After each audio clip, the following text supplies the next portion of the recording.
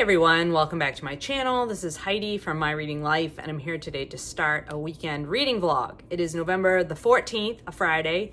I've just finished work for the day.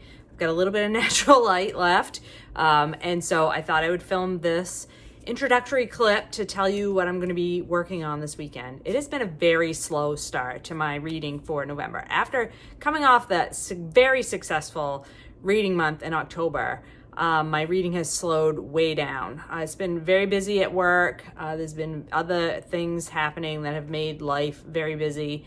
So I completed my first book for the month last night, and it was a reread.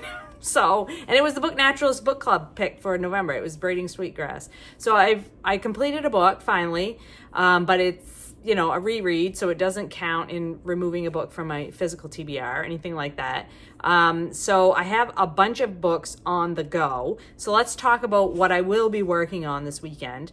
I will be working on this novel. This is The Buffalo Hunter by Stephen Graham Jones. I'm buddy reading this with Doris, and we wanted to have a spooky read, plus this works for Indigenous Heritage Month.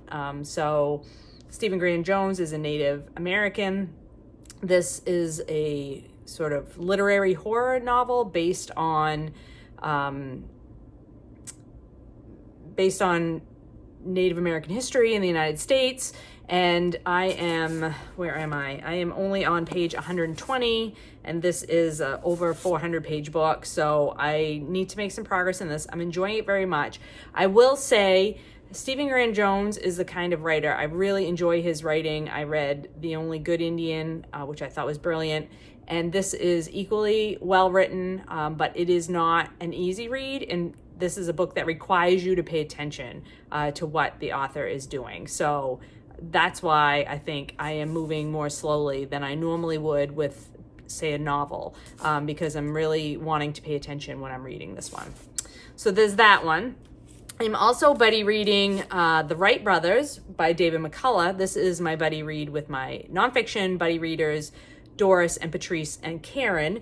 And I just finished chapter 7 on this one. So I'm about halfway through on this nonfiction book about the Wright brothers. And we love David McCullough. We're basically reading through David McCullough's works in our little reading group. And I was not particularly interested in the Wright brothers. Like, that's just not a topic that really interests me very much. But the way David McCullough brings the story to life, he just brings the brothers and their family and the history of what was going on in the world at this particular moment in time, the very early 1900s, when the Wright brothers were doing their experiments and figuring out how to fly a plane. It's just awesome. Just so well done. I'm actually doing an audio text combination with this one, which I highly recommend because David McCullough reads the audiobook, which is fantastic. I am working on my next presidential biography, so I picked up An Unfinished Life, John F. Kennedy, 1917 to 1963 by Robert Dallek. I'm about, I think, 130 pages into this one. This is an ex-library copy, so it's got the shiny cover on it. But what I'm bringing away with this so far, we've just basically covered JFK's early life, his childhood, his college years. He's just finished. World War II has just ended, and so he was in the service during World War II, so kind of his young adulthood in the middle of right now. John F. Kennedy, I have not read very much about him and his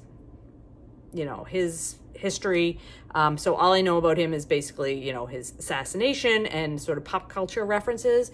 But he is not impressing me so far with his very awful attitudes towards women and his very prolific sexual adventures. So yeah, not standing out for me right now as a particularly high role model in terms of our presidents that we've had in the past.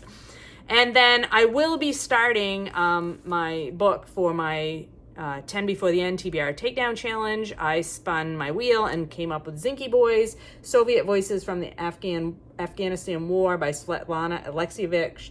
And this is translated from the Russian by oh, excuse me, I can't get to the page where it lists the translators, translated by Julia and Robin Whitby. So I have yet to start this one. I want to make really good progress and maybe even finish this book this weekend. That's my goal.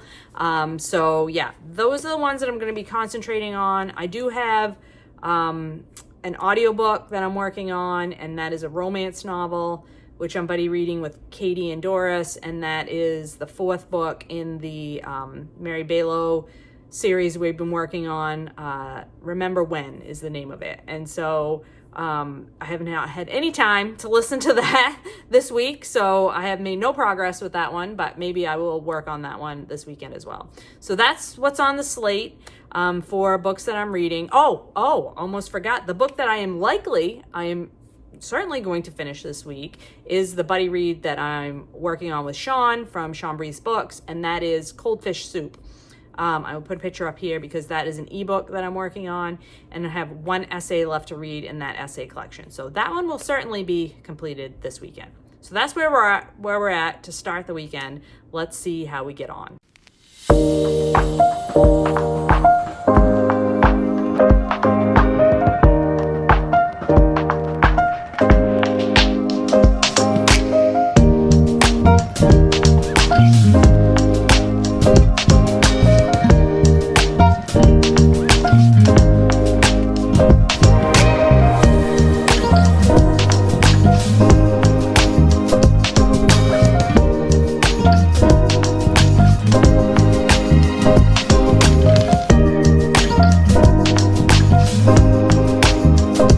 It's Saturday afternoon, and I've made some progress on my reading. So I did read another 30 or so pages on Buffalo Hunter Hunter by Stephen Graham Jones, and continue to really enjoy this story of, I don't want to give too much away, but basically this is a historical horror novel that is about the time period after the buffalo had been wiped out in the West, in the American West. And the story is being told through journal entries from a priest who lives in Montana, there's been some murders that have been discovered, and there's some kind of something happening out there, and he can't quite figure out what it is. And into this mix arrives a Native American man who wants to make a confession. And so over a period of time, weeks, each Sunday, this Native American man comes into the church and gives his confession to this priest. And as part of this confession, you're learning what happened to the buffalo, what happened to the native tribes in the area, and what happened to this individual Native American man. So yeah, very good so far. And then I'm also working on Zinky Boys by Svetlana Alexievich. This is oral history about the experiences of Russian soldiers in Afghanistan in the 80s. And so very hard-hitting, sad, lots of stuff about trauma based around people who experience combat situations. I've read the first 65 pages of this last night, so glad to have made a start on this. It's only about 200 pages long, so I don't think it will take me very long to read. I'm kind of hoping that I can wrap it up this weekend, but we shall see. And I did listen to another chapter of the Wright brothers, and that was super interesting as well. Such a well-written book for sure, but I haven't really made enough progress there to give you a more comprehensive update. But I think I only have 2 chapters left to go in that book as well, so making really good progress in a lot of different areas.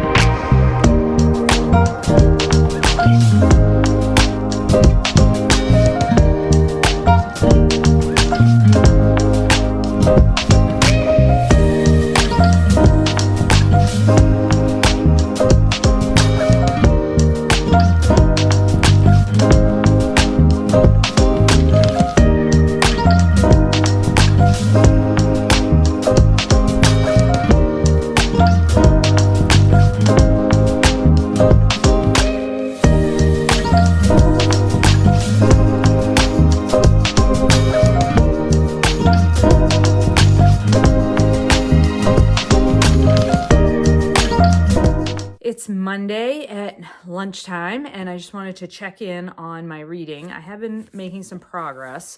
So I did finish Cold Fish Soup last night by Adam Farrar, and that is an essay collection that I was buddy reading with Sean from Sean Bree's Books, and I really enjoyed that collection overall.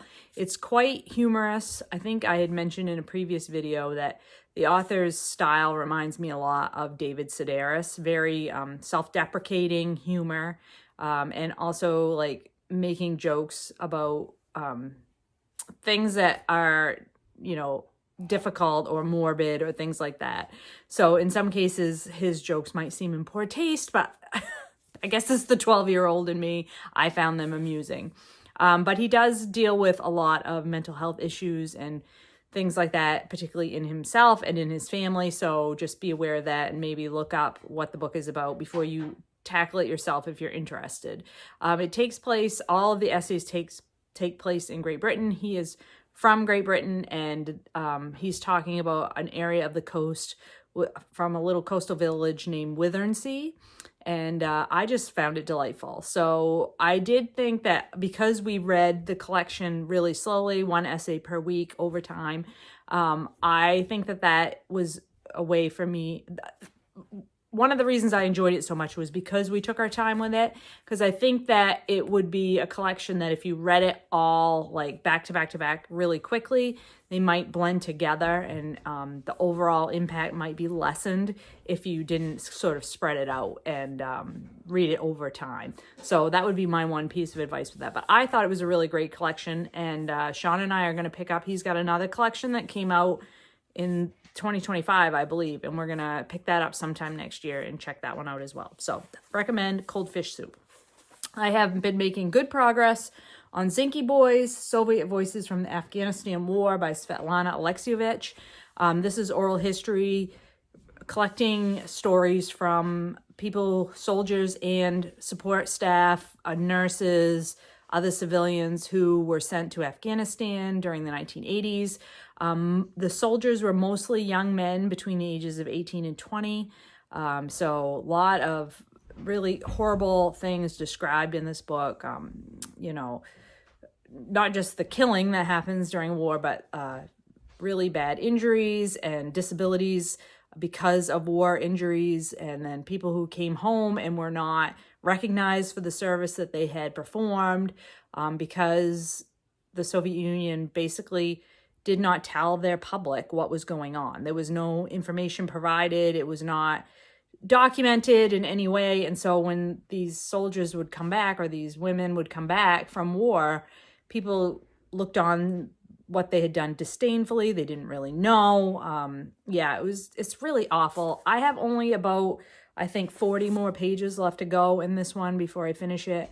And it is quite dark and heavy. I will say I'm not enjoying this one as much as I have enjoyed previous things that I've read by Alexievich, but I still think it's very important information, and it's always important to hear people's own voices talking about these kinds of experiences. I think that really is the only way to understand what people go through, is to hear it that way. So appreciate what this book is. And then I did read one more chapter in An Unfinished Life, John F. Kennedy, 1917 to 1963 by Robert Dallek. This is the biography of JFK that I'm reading for my presidential reading challenge. So the chapter I just read, these chapters are like around 50 pages in length. So they're longer, and it's very dense, wall-to-wall text in this book. So it takes a while to get through this, but I am enjoying it. I think it is well written. And the chapter that I just read was about JFK's experience in running for and winning a seat in the House of Representatives and his experiences as a young congressman. Again, I am still having issues with JFK's personal life and his lack of moral compass, I think, in terms of his personal life. But his public life and his thinking about government and public service, I think there's a lot to be admired on that side of his life. But the way that he treated women, the way that he pursued women like it was a competitive sport, is very difficult to read about, particularly in current political climate. So there's that. And then I started last night for a buddy read, All In. This is the autobiography of Billie Jean King, who is, of course, a famous tennis player and feminist icon. I'm buddy reading this with my friend Rachel, and I read the first 30 pages last night. And I will say that basically all I knew about Billie Jean King going into this is that she's a famous tennis player and a supporter of equality for women in sports. And yeah, there's a lot more to her than that. And like, for instance, did you know, I did not know, but did you know that her younger brother was a Major League Baseball player? He was a pitcher. I didn't know that. So yeah, lots to learn already. And I really like, this is a very conversational style autobiography. And I'm really enjoying how the story is being told and her life growing up in the mid-20th century in California and how she got into tennis, and how her parents treated her aspirations. Fantastic. Just so good so far. And I have to say that the reason why I was interested and why I picked this book up was because of Patrice Jones from 2 Minutes on Books. She had raved about listening to the audiobook of this when it first came out in 2021. And so I picked up an art copy at a bookstore. It was a giveaway at a bookstore that I was in, and I grabbed it, and it's just been sitting on my shelf ever since. And I'm so glad that I've picked it up. So looking forward to reading more of that. So that's the update. That's where I am with my reading at midday on Monday. I will wrap this up by the end of the day, but I'm hoping that I will get a little bit more reading done before I go to bed tonight. So we shall see. Stay tuned for that.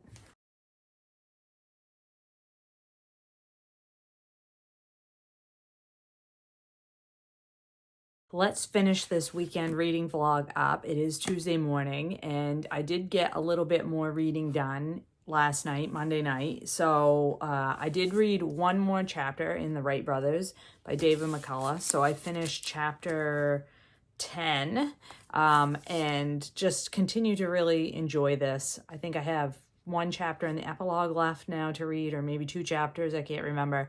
But it's just excellent historical nonfiction about early 20th century, when technology inventions were just taking off.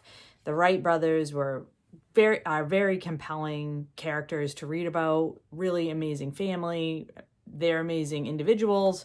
The work that they were doing about flight and human flight, just fascinating. So definitely recommend this one. And then I read another few chapters. I'm up to page, where am I at on this one? About 95 pages into All In, an autobiography by Billie Jean King. And I am loving this. This is so interesting and so good. Like, I know nothing about tennis. Do not follow tennis. I tried to play tennis in college. I took 2 rounds of beginning tennis. I had to have 4, I don't remember what the term was, 4 sections of a phys ed class when I was in college. And so I took beginning tennis, and then I took beginning tennis again. And the lady who taught the class said to me, Heidi, I think you better pick another class to take for PE. Tennis is not your sport. So that's the extent of my knowledge for tennis. But just Billie Jean King's story, her family story, her own personal growth in the sport, how she came to the sport. That's where we're at in this first part of the book. She's still college age right now, and she's just won her first few tournaments. And it's just amazing to read about this young woman sort of encountering barriers. It's mid-20th century, so there's a lot of barriers for young women at the time. And she also talks about other barriers that were in place for other minorities, particularly Black people who are trying to break into tennis as a sport. Just fascinating. So yeah, really enjoying this one so far. Looking forward to continuing on with that. So that's where we're at. Not much finished this weekend, but progress made on a lot of fronts. And that's sort of been the story for November so far. Just slowly making progress, but not really completing anything yet. So we'll see what happens by the end of the month, but that's where we are right now. I hope you're all well, doing well, and finding some great books to read. I'll talk to you later.